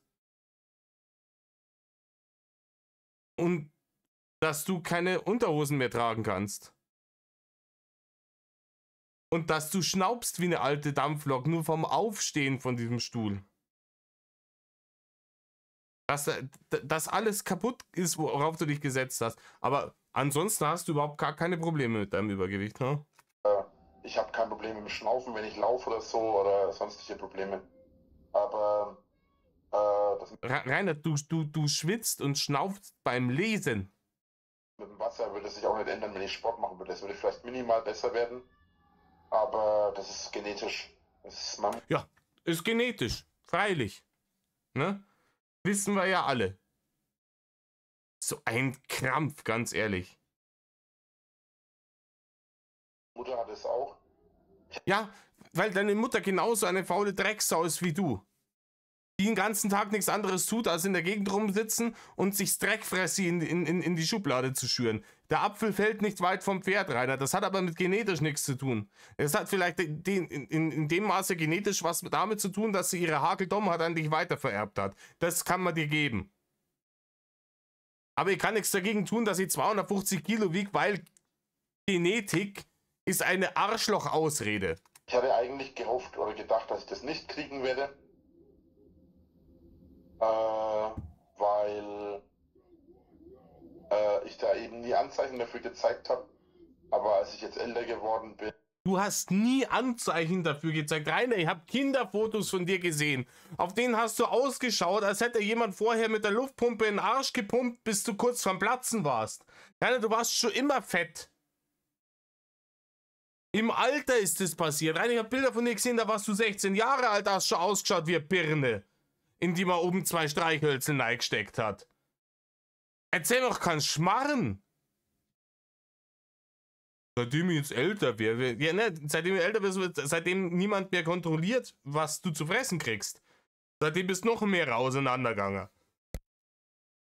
Seitdem du selber dafür zuständig bist, was in deinem Kühl- oder deinem Eisschrank landet und was nicht. Und was du dir ins kreisliche Ogermaul reinschürst. Seitdem du dafür selber, da ist es schlimmer geworden, aber fett warst du schon immer. Und das hat mit Genetik überhaupt nichts zum Tor. Bin so, seit ich 30 bin oder. Das hat was damit zum Tor auch, dass der Rudi irgendwie als Kleinkind, wenn es gequengelt hast, schon die Fanta ins Gesicht gestopft hat. Das ist das Problem. Was habe ich das eben? Vor allem im Sommer, wenn es richtig warm ist, ist das schlimm. Das ist die Hageldommheit kombiniert mit der Hageldommheit der Eltern, die dich offensichtlich nicht ordentlich erziehen konnten. Und die sie gedacht haben, ja, mei, dann ist er halt fett, ich bin ja auch fett, scheißegal. Und mich jetzt darum zu kümmern, ist harte Arbeit, ja, das machen wir lieber nicht. Ja, dann wäre er halt auch fett, blöd nur ist er ja. Ja, dann zweifelt wenigstens keiner, dass er von uns ist. Ansonsten habe ich eigentlich nie, ich habe das ganze Jahr keine Probleme damit, nur im Sommer. Ach so, okay. Und an sich, Das ganze Jahr keine Probleme. Nur im Sommer. Ja, also doch das halbe Jahr Probleme damit. wie gesagt, stört es mich jetzt auch nicht so extrem. Ja, wenn es sich jetzt nicht irgendwie einschränkt oder so, ist es ja in Ordnung. Ich habe ja nur so gefragt, so. Nö, alles gut. Wenn mich irgendwas, das ist eine Sache, die kannst du dir bei mir eigentlich merken. Oh, ich werde noch wahnsinnig mit dem Stuhl. Wenn mich irgendwas an mir stört, dann nehme ich das so lange in Angriff, bis es mich nicht mehr stört. ja, bis du es halt wegignoriert hast, ne? In Angriff nehmen. Weil ich bin jemand, der, wenn er ein Problem sieht, dann behebt er das Problem. Aber das Problem behoben, Punkt. Nee, du, das, das, das ist gut ausgedrückt. Wenn er das Problem sieht, dann behebt er es. Das Problem ist, dass Rainer in erster Linie vor allen Problemen die Augen verschließt. Deswegen sieht er sie auch nicht, dann behebt er sie auch nicht, aber trotzdem steht die Aussage als richtig da, so wie er sie gesagt hat. Ja, ja, wenn ich das Problem sehe, dann wird es sofort behoben. Ich sehe es aber nicht. Alter, dieses Problem, das könnte ihm wirklich mit der Faust ins Gesicht schlagen. Rainer würde dastehen mit den Augen zu und sagen, ich habe Kopfhörer auf, ich höre dich nicht. Und es war ja auch so. Ich meine, das Problem ist ja, also viel. Sein Hauptproblem ist sein Charakter und seine Hageldommheit. So, das sind die räudigen Wurzeln, aus denen dieses ganze Elend erwachsen ist. Ja, dass sich hier sein Leben schimpft. Und diese Probleme, die sind damals immer wieder an die ans Schanzentor gekommen, in Form der Hater. Aber die Transferleistung hat Rainer nicht gecheckt. Ne? Dass die deswegen da sind. Der hat sich immer nur gedacht, nee, die sind einfach dumm. Die sind ja dumm. Ich bin jetzt zum Beispiel Sachen mit dem Wasser. Wenn ich jetzt zum Beispiel die Möglichkeit habe, durch Sport das abzutrainieren oder abzuarbeiten, dass es nicht wiederkommt oder so und es mich halt stören würde, so, dann würde ich das halt dagegen was machen. Ja, Rainer, offensichtlich stört sich. Du hast ja vorher darüber beschwert und gejammert, dass du Wasser in die Achsen gehabt hast. Also, worüber reden wir jetzt hier gerade? Aber ich kann natürlich auch einfach Tabletten dagegen nehmen. Dann renne ich zwar alle 20 Minuten aufs Heisel, aber ist mir wurscht. Ne? Hauptsache, und was sie für Nebenwirkungen haben, auch scheißegal. Hauptsache, ich muss mich nicht bewegen. Dann kann ich auf der Zahlencouch sitzen bleiben und hier Fresswix daddeln. Ne? Und mein Gewicht ist genau dasselbe. Also ich bin niemand, der sich hinstellt und dann anfängt rumzujammern, ich bin so fett, da ist alles so schwer, Sport ist so schwer, ich kann das Essen nicht zerlassen. Über sowas wollte ich nicht rum. Entweder mache ich es oder ich lasse es. Also da bin ja, und du hast dich dafür entschieden, lass es einfach mal. ich konsequent bei sowas. Ja. Hab zum Beispiel vor ein paar Jahren hat es mich gestört, dass ich mich so wenig bewege. Und dann bin ich einfach irgendwann abends losgelaufen und dann habe ich jeden Abend bin ich aufs Kirchen gelaufen und zurück. Das habe ich jeden Abend gemacht. Ja,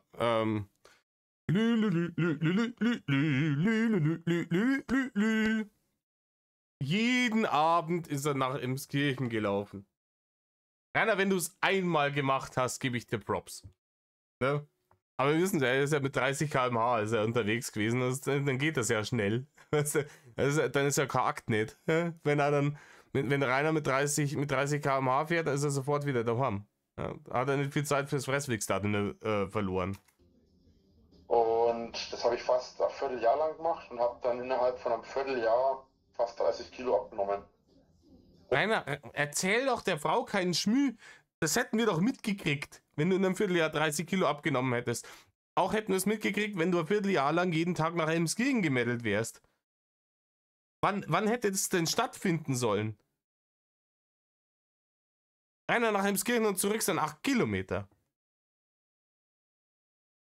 Ja, da braucht der gesunder Mensch schon 1,5 Stunden dafür. Du brauchst 2, wahrscheinlich 3. Bei deiner Fitness, ich habe ja gesehen hier, Drache wongelt in der Ranger-Staffel, dass du nach 20 Meter bei der leichten Steigung schon komplett fix und foxy bist und dich erst einmal wieder für 20 Minuten hast hinsetzen müssen. Und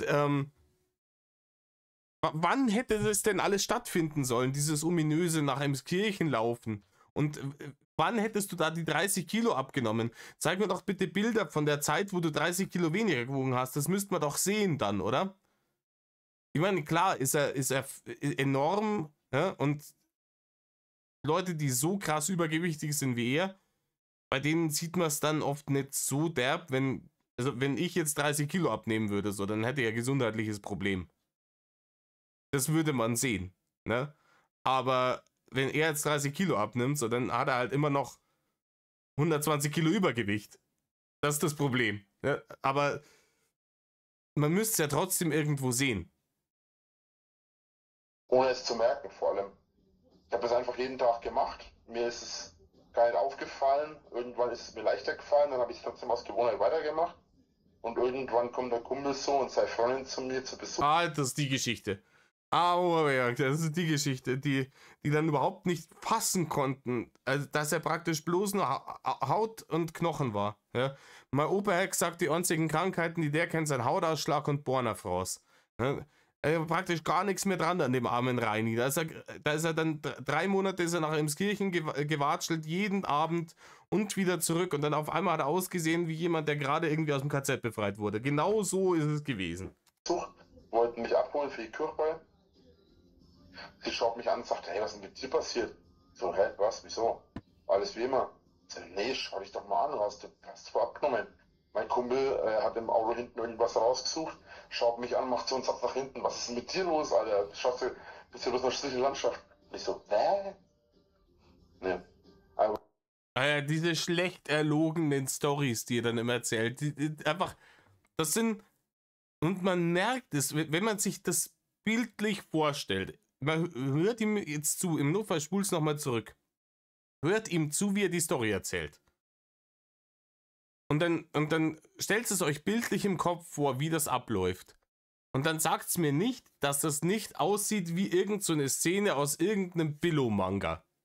Anime, was weiß ich, ne? Bevor sich jetzt wieder Leute beschweren, dass das eine irgendwie ein Bircherl ist und das andere eine Serie, ist alles derselbe Scheiß für mich. Aber es ist genau so aus einer von seinen komischen Serien, so eine Situation, die da passieren könnte. Ja? Was? Und dann kriegen sie so voll große Augen und so einen runden Mund und so einen Tropfen überm Kopf. Ja? So ein Ding ist es. Ja? Zieht sich das aus dem Arsch gerade und natürlich, wie alles, bezieht das auf irgendwas, das er vor kurzem gesehen hat. Und dann ist die erfundene, Dulli-Geschichte von ihm, wird so erzählt, als wäre sie aus einem seiner komischen Mangas da entsprungen. War es auch lustig. Die Reaktion war vor allem witzig. Ja. So, was? muss ich heute noch lachen, wenn ich daran denke. Es ist so. Ja. War echt witzig. Ich habe mir den Arsch abgelacht. Ich habe gesagt, hör auf rumzuspielen. Ja. Aber mir ist es auch anfangs gar nicht aufgefallen. Ja, ich bin da konsequent. Wenn mich irgendwas stört, dann ziehe ich das auch durch. Ja, das ist gut. Zielstrebig. Das ist echt gut. Wenn man was machen möchte, dann durchziehen. Ja. Wenn man was machen will, dann durchziehen. Ne? Wenn man sich jetzt einbildet, man braucht als 32-Jähriger Furby, dann zieht man das durch. Und dann nimmt man die harte Arbeit auf sich, den auf die Amazon-Battle-Liste zu setzen.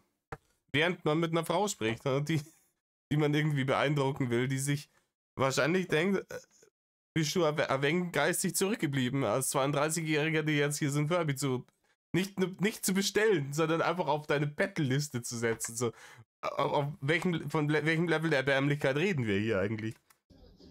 Ja, YouTube ist ja nichts anderes. Ja, natürlich, du hörst ja trotzdem nicht auf, auch wenn dich da viele Sachen jetzt einschränken, so zum Beispiel wie die Hater, die dir das nicht gönnen oder so, weißt du, so aufhören tust du ja trotzdem nicht. Ja, das ist richtig. Und genau so sollte es eigentlich auch sein. Ja. Hört ihr den harten Metal, der im Hintergrund läuft? Für einen krassen Metal-Lord. Gesichtskirmes ist auch wieder am Schlüssel, ne? Ja, ich habe mich nur gerade über diesen komischen Furby gewundert. Alter, der Furby ist immer noch, der ist unfassbar. Wir hatten das im letzten Video, wenn mich nicht alles täuscht. Habe ich doch gesagt, hey, jetzt schau dir auf den Bildschirm, wo sie ist. Das hat er jetzt den Nachteil gehabt, dass wir sein Gesicht nicht gesehen haben bei der ganzen Geschichte, sondern immer nur diese Schultern und leichtes Profil. Und er schaut jetzt hier, aber während dem ganzen Ding, wenn ihr hier, gehen wir doch mal hier entlang. Während dem ganzen Ding schaut er zu 90% auf diesen Bildschirm. Warum schaut er auf diesen Bildschirm? Zum einen, weil seine eigene kreisliche Larven da drauf zu sehen ist und die sieht er immer am liebsten. Und zum anderen, weil er da irgendwelche anderen Dinge macht. Er guckt dann nach Furbys und der gleich daddelt vielleicht noch irgendwas. Und sie kann da auf dem anderen Bildschirm, kann sie ja schon sein, ne? Hat er schon gesehen. Die Maps hat er sich ja schon angeschaut, ganz am Anfang vom Video. Das passt schon, hätte ich gesagt gehabt, gell? Ich mach das jetzt mal alles aus hier. Und du mit deinem Furby, ne? Das ist ja richtig jetzt gerade bei dir hängen geblieben. Ja, Furby ist nicht das Einzige, was hängen geblieben ist, ne? Wie gesagt, zielstrebig.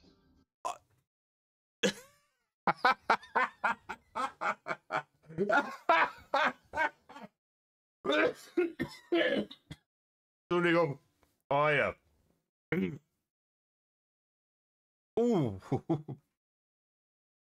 Die Lunge ist zum Lachen noch nicht gut geeignet, Leute. Wie gesagt, zielstrebig ist er. Wenn er einen Furby will, dann wird er einen Furby bekommen. Steigt auch mir ein Hut nach. Warte mal, ich kann mir doch deinen neuen Song kurz. Nicht deinen neuen Song, der ist ja nicht neu, dieser eine da. Wie heißt der? Ja, mein neuester Song, also es ist der vorletzte Song, der Skr. Okay, ich gebe das mal einmal, schauen, was da rauskommt. Scheiße, kommt da Ja, raus. komm. Ne? Drachenlord Skr. Achte aber drauf, dass es der mit die 1,9 Millionen Aufrufe ist. Ja, für den Flex, ne? Naja, nee, weil es halt einfach Damit es bei den böse Haters keine Klicks gibt. fake ist, wenn es nicht von mir ist. Ja, ist 1,9. Steht auch Drachen, Alles klar. Leerzeichen Lord. Drachenlord. Genau. Ja, Was, Leerzeichen-Lord? ja. Ja, jetzt kommt hier schon wieder Werbung. Boah, ich drehe hier durch mit der Werbung. Das ist deiner, ne? Ja, das bist du. Hörst du das? Ja, das Video habe ich auch selbst gemacht. Nee, ich hör's gerade Nein, Rainer, das Video hast du nicht selbst gemacht. Das haben auch wieder irgendwelche anderen Dullis für dich gemacht. nicht. Aber ich kenne das Video, ja. Ja, denn Auto von innen. Super. Was sieht man noch mehr? Ja, ich schaue mir das jetzt mal an. Ja, mach. Alter, diese Skr-Geschichte ist auch einfach, wie er das nicht checkt, dass der Scheiß nur deswegen so viele Aufrufe hatte, aus vollkommenen LOL-Kau-Gründen. Ja, aufgrund dessen, dass sich das Internet halt natürlich über solche Leute beäumelt wie nochmal was. Der meint, boah, es hat jetzt Millionen von Aufrufe, weil ich so krass bin. Ne? Wir haben ja heute schon gelernt, er ist einfach zu krass. Ne? Und wenn er jetzt noch ein Video gemacht hätte, keine Ahnung, Song scheißegal, Text scheißegal, Hauptsache, denn im Video läuft er dann mit kurzer Hose und ohne Unterhose durchs Brennnesselfeld. Und es macht ihm gar nichts aus. Im Winter. Und dann, keine Ahnung, heißt der Song, ich bin so krass einfach, um den Leuten nochmal zu verdeutlichen, wie krass er eigentlich ist. Bin gespannt, wie du reagierst. Ja. Das hat so einen Ohrwurm-Effekt, ich schwöre. Das ist leider wahr. Ja. Es ist halt leider wirklich irgendwie Ohrwurm-Charakter. Aber wie die meisten Ohrwürmer, nicht im positiven Sinn. Ich habe selten Ohrwürmer, die wirklich, wo ich mir denke, so, ja, nee, ist cool, geiles Lied. Aber auch da ist es dann oft schade, weil man sich dann dran überhört. Skr ist definitiv keiner dieser Fälle. Ja, und genau deswegen hat es ja so viele Aufrufe.